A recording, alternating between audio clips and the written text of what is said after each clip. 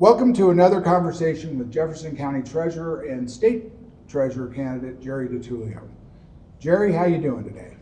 I'm well, thanks, Clay. How are you doing? I'm doing great. And this is the fourth one of these conversations we're doing, and I got to tell you, the subject on this one is my favorite of all. We're going to talk about the proposal of the Colorado State Bank, and before we get into that, let's get a little background. You've been responsible for investing Jefferson County tax funds for the last 6.5 years, and I'm wondering what your track record's been. Well, that's true, Clay. As the Jefferson County Treasurer, I have overseen the investment of taxpayer dollars for the last 6.5 years, as you mentioned. These years encompass significant challenges, including the COVID pandemic, economic downturn, and high inflation. I'm proud to say during that time, I've earned over $84 million and growing of interest income for Jeffco taxpayers. By the end of this year, it's likely will be in the excess of $100 million of funds that can be used by the county commissioners for additional programs and services to service Jeffco citizens and taxpayers. $100 million. That's remarkable, Jerry. That's like real money. Yes, Clay, it is real money, and my success investing taxpayer funds for Jefferson County inspired me to explore the idea of a state bank, one that could significantly increase the earnings and potential for state, county, and our local governments on behalf of taxpayers. And to be clear, doing this would require action by the legislature and a signature of the governor.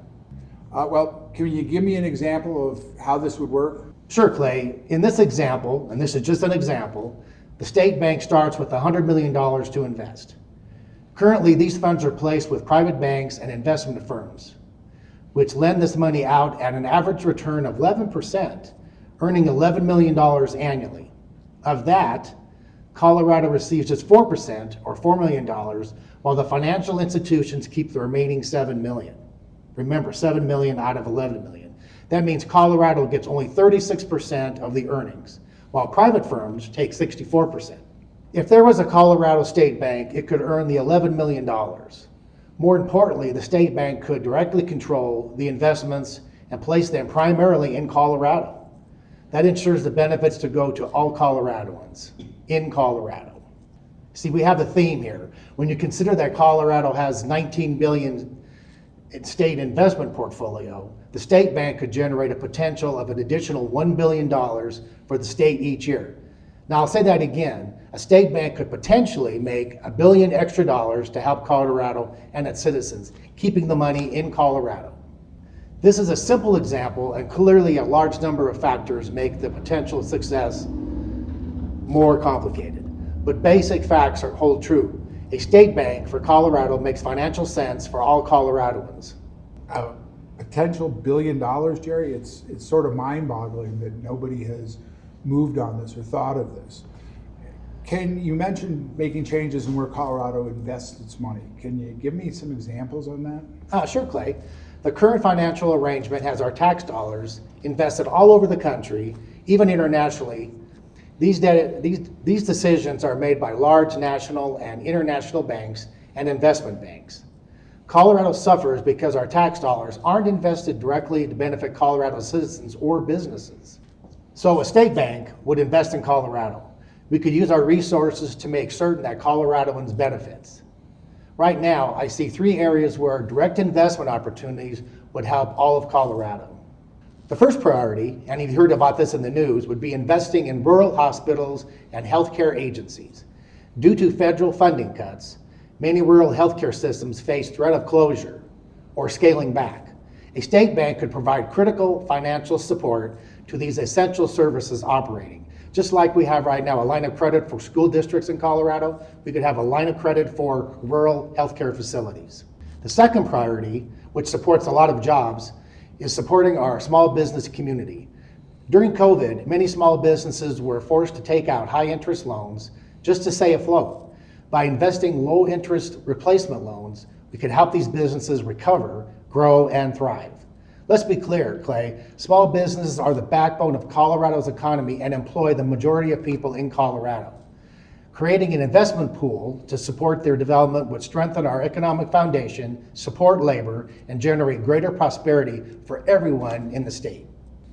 The third priority And just as important is supporting Coloradoans struggling with high-interest student loans, whether from trade schools, community colleges, or universities. As interest rates continue to climb, federal policy has shown support for these increases. Colorado could step up by offering low-interest loans through a state bank, easing the financial burden on individuals while still generating a solid return for the state. And remember, if you're supporting Colorado taxpayers, you're supporting labor. If you support Colorado taxpayers, you're supporting seniors. If you support Colorado taxpayers, you're supporting new families and young families. A state bank would partner with local community banks, local credit unions, and local larger financial institutions to design and manage these programs, ensuring all funds stay in Colorado and having those credit unions in the rural areas to help those folks. These institutions would benefit from program management and could reinvest these gains to support even more Coloradans and creating more jobs in the rural areas working at these locations. So finally, establishing a state bank is financially sound and puts Colorado first. Its immediate impact is one more reason I believe Colorado needs a real treasurer for state treasurer, and I'll say it again, a real treasurer for state treasurer, someone who's ready to lead with vision and action, and that's me. Jerry, I'm sold. I can't imagine this could be anything but a great idea.